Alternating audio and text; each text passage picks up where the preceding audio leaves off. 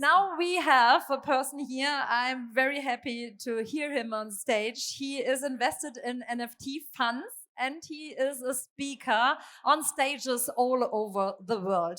He's also a collector and a very talented designer, as he was one of the first who got his Clone X ready in Blender. Who's invested in Artifact, Clone X? Who's in these projects? Oh, cool. Yes, me too. And he helped me to get my clone ready. I found this very nice. He is very supportive, very talented, very smart in these topics, and he's very famous in this space. So gracing our stage today here, the king of NFT, Jürgen Alker. How did I? Thank you very much for the red carpet. Well, thank you for the warm words, but it's not true. I'm not good at Blender. I'm not a king and nothing. I'm just a curious person, and I spent my whole life with streetwear and lifestyle brands, and that's what I'm interested in. So I started in the mid-90s building a brand here in Germany called Eastpak, and I got fascinated about how to sell something that actually has no worth. So why are people buying a certain product? And when you look in the whole sneaker lifestyle industry, you realize people are not buying a Nike Travis Scott sneaker because it's worth $1,000. They buy it because of status, belonging, community, and everything.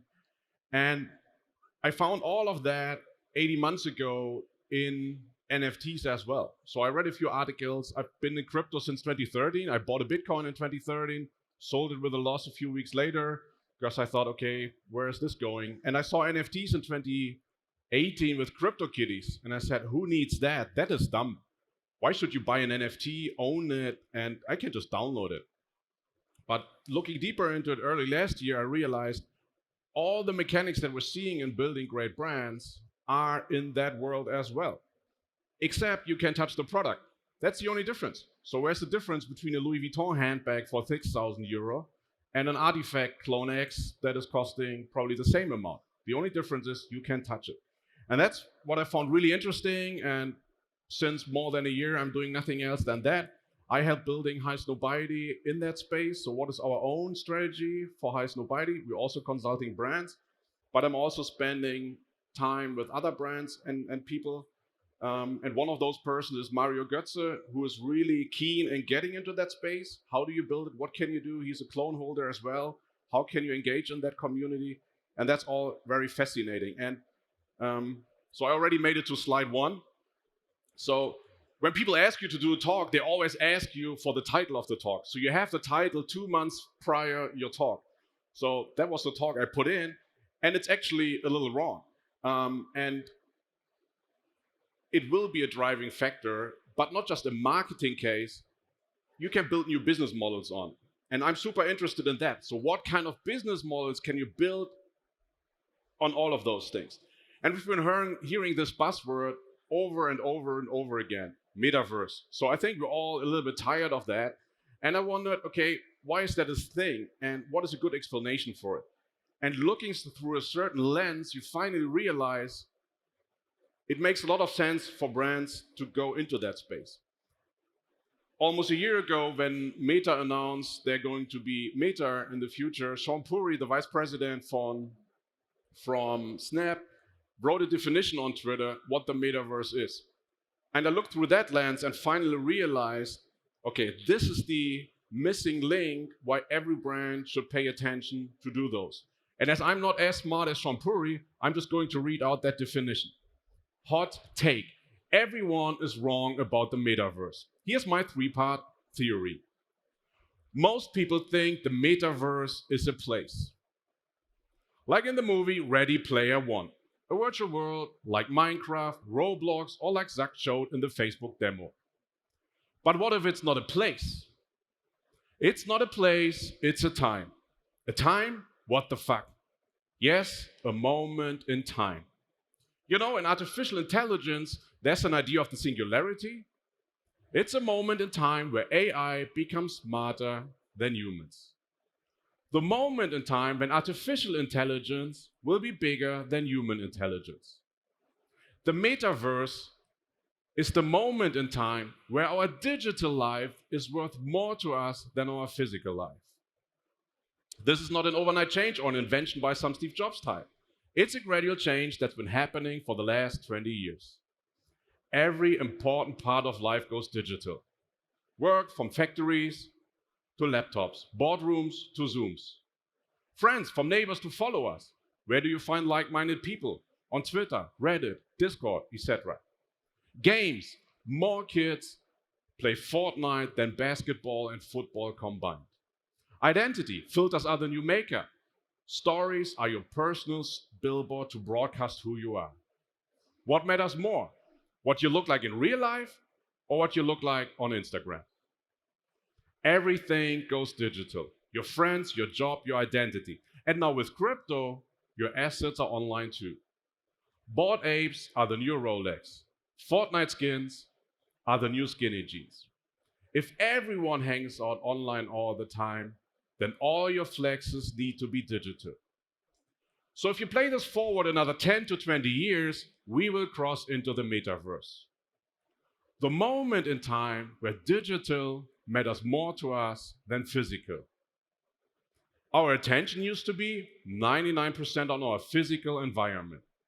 TVs dropped that to 85%, computers to 70%, and phones down to 50%. Our attention has been sucked from physical to digital. And where attention goes, energy flows. If 50% of our attention is on our digital screen, then 50% of our energy will go to our digital life. Today, it takes some effort to take our phone out of pocket and look at it. Soon, some company will make smart glasses that sit in front of our eyes all day.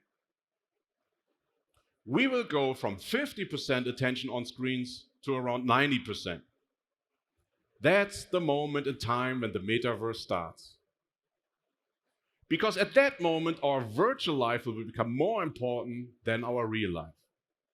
Is this a good or a bad thing? Like anything, it's neither good nor bad. It's just a thing, a very different thing. And when you look through that lens, you realize why so many brands are now entering this space, because they understand that our digital identity will be more and more important.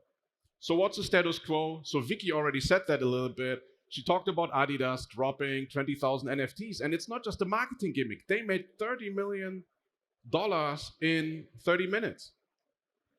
Is this the case, the most innovative one? If you own that NFT, you can order a hoodie. Maybe that's not super innovative. But brands also go into it, use it for storytelling and marketing. They join forces with famous artists, do certain drops. But you also have brands like Gucci being very innovative in that space. So why is a brand like Gucci getting there? Why are they doing all of that? So they're very innovative, they're experimenting with it, and they partnered with Super Plastic do these vinyl toys. And they said, we're doing Super Gucci's, and if you own one of those, you can redeem it for a Italian ceramic figure. Of course, they're all experimenting with Roblox. 20 million kids visited Gucci Town in the first 2 weeks only. And that's totally normal for them. This is the generation that grew up with the iPad. They were born when the iPad was invented. So they're spending their time in these worlds. Balenciaga, they did a collection with Fortnite that was available in their stores. Plus, you could buy virtual products in Fortnite from them. Mercedes is working on different things. You have smart people like Alexandre Arnault from Tiffany, who's CEO, and they sold these 300 NFTs to CryptoPunk holders, and for just 45,000 euro, and now you can get your CryptoPunk as a Tiffany jewelry. So they don't understand it only as a little fancy marketing tool. They're looking in how does it fit into my brand at all. Puma, they started launching the digital world plus virtual sneakers, and you can redeem them for physical ones. Nike is backing down heavily on that. They're building the Nike Virtual Studio, and today already 60 people are working in that space. Nike is forbidding every market, every subsidiary to do something on their own because they want to have full control. If you do something in Web3, it's not going away. So they are really focused on what they are going to build. And if you go to swoosh.nike, that's what you're seeing at the moment. And they're probably going to launch something bigger behind that. And sure, they're trying out Roblox, etc. as well. But the really smart move was made when Artifact was bought by Nike around mid-December last year. So Artifact is now the fourth brand next to Nike, Jordan, and Converse. So that's a big deal that a startup from 2.5 years ago is finally one out of 4 brands in that portfolio. And they started just basically with virtual sneakers. So they did all these different things. You couldn't wear them. It was all virtual. And this is pretty impressive. So I think virtual fashion can be something super interesting for anyone in that field. Everyone thinks you need to ship clothing from A to B, but why?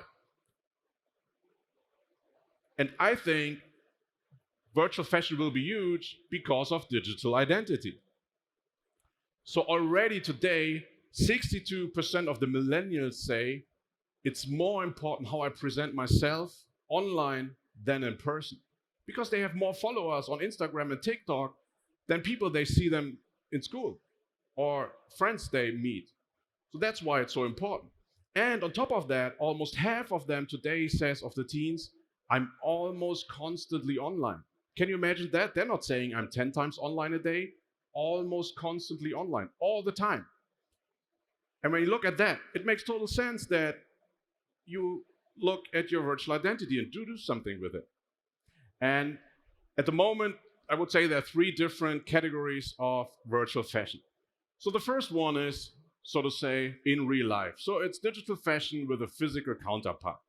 So a lot of NFT projects are doing it. Here you have Clone X, you have these 20,000 clones, and if you want to, there were 8,888 hoodies that you could buy. Those were basically NFTs. You could buy that NFT for around, I don't know, $450 back then. And if you redeem it, you get another NFT, and that's an amazing business model. So they have all the pre-orders, they have the money, and they ship the product in 6 months. Pretty cool. And they took it a step further. So there's a huge fashion collection now on all the different clones. Depending on what you own, you can buy certain stuff, and from jackets to whatever. And they also dropped virtual Air Force Ones. And nobody really knows if you ever get a physical one. So people paid $600 for this turning MP4. Why are they doing it? Because they can show it around, people look at it, and they collect it. So it's not all rational behind it. You have people like G-Money, who's deep in the NFT space, and he said, I'm going to launch a luxury fashion brand. And he basically started with a t-shirt. I don't think that's already a luxury fashion brand, but he sold it for $510, was pretty quickly sold out, and let's see what he will do. It will have some NFT technology on it. The second category is on real life. So it's digital clothing on a human being. So there are different startups already doing it. So you can buy this beautiful dress, you upload a picture of yourself, and then they put you into that dress. And they're limited, they're NFTs, you can't buy them in, thousands. And this, it shows you don't have any physics. You can do anything. You don't have to produce anything, you don't have any minimums, no shipping, nothing, and you can express who you really are. And right now you still need to upload your picture and you look like that, but of course technology will advance and that will get much better. So Dematerialize is doing kind of the same. That was a little marketing stunt they did with Rotate, a Scandinavian fashion label. So you upload a picture and then you have that dress on top of you. That was a little marketing thing. I talked to Tarek from About You more than a year ago and said, look, NFTs is going to be big. And he had some smart guys in his company saying, yeah, we think the same. And they launched Hypewear. And right now, it's probably going to be a bigger marketplace. You can upload images of yourself and dress yourself. And why shouldn't kids do it? Kids order apparel on a daily basis because they want to look different in their feed, and they ship it back. So that's a huge problem for all of these brands. And here you don't have any shipping. You just buy something for €5, €10. It's a limited quantity. You can resell it if you want to, or you can change the color, whatever, and you can do anything you want. So that's why they're going into that space. There are other companies like DressX, etc. as well. And what is even more crazy is there's unreal life utility already from virtual brands who build on top of NFT projects. For example, that's a small funny one, Nifty Tailor, you could dress your Bored Ape in a different look. So you could just put an Adidas hoodie on top of them. Didn't cost much for Adidas, but was a nice marketing thing. But you see super young, smart people like the team behind Crea, they're building apparel for Clone X. So I can buy now different clothing for my virtual clones. So that's pretty crazy. So I buy virtual clothing for something I can't even touch. And those are NFTs as well, and they're doing exactly the same what we see in the fashion industry. They're doing collaborations with artists and other people. So super smart, and we're seeing more of those coming, and probably a pretty smart business idea to do. So we have those three different categories, and what are the predictions? And I could look for a lot of quotes in there, but there are a lot of smart people in the fashion industry, like the CEO of Gucci, who says anyone who says NFTs is a pretext to sell digital sneakers misses the point and ignores its potential. So even those big brands already understand that there's a lot of things going to happen in that virtual space. Of course, Benoit from Artifact is a little biased, but he basically says 50% as a fashion brand, your turnover will be virtual in the future. And you should think about what to do there. And I put myself in there as well. So I think it's a great market, a lot of things you can do. And I always get the question, okay, what can I do as a brand if I want to get started? Here in this room are a lot of Web3 nerds, but I hope here also a lot of people who are just getting into it and want to understand. So the first thing is you don't need to get hectic. So although a lot of people say, it's going to change the world, don't be hectic. So don't make that mistake and just rush. But educate yourself. That's why you're here. You're learning things. You're talking to people. This is costing nothing. You can spend time with it on your sofa and read about all of that stuff that's going on. But don't say it's stupid. Don't neglect it. Don't say it doesn't make any sense. Because we have been seeing how technology advances. So I was talking on a mobile phone in 1995 in the Cologne city center. And people came to me and said, that's stupid. So be careful by judging future developments. And next step, experiment. So connect with people, look, what can I do? What are small things, small steps that I can do? And that's how all the other brands start. Of course, you might need to invest some money as well. And of course, ask a lot of questions. Connect with people in that space. Everyone is really helpful. Everyone, wants to exchange knowledge. We're all not experts. We're all still learning. So don't be shy, just reach out to people here, online, on Twitter, and Discord. So that's super important.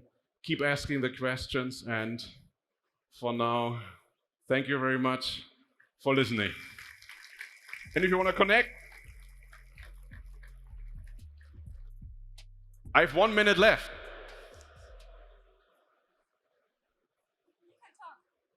If you want. Yes, Jürgen, let's talk. First, you get a present. Oh, thank you very much for your merci. Speech. And I told everyone that you helped me to get my Clone X ready in Blender with the 3D files.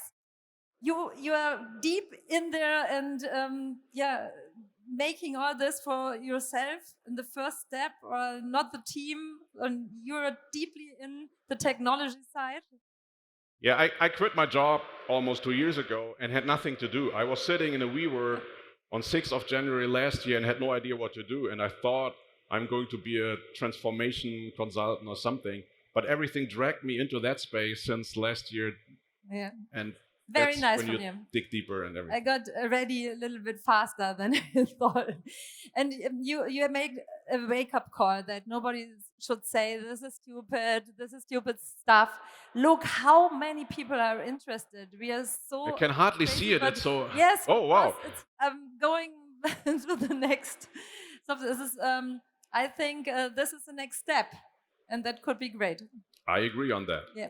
And now we're on time. Yes, we make it. Thank you very much again. again. Jürgen Alker, ladies and gentlemen.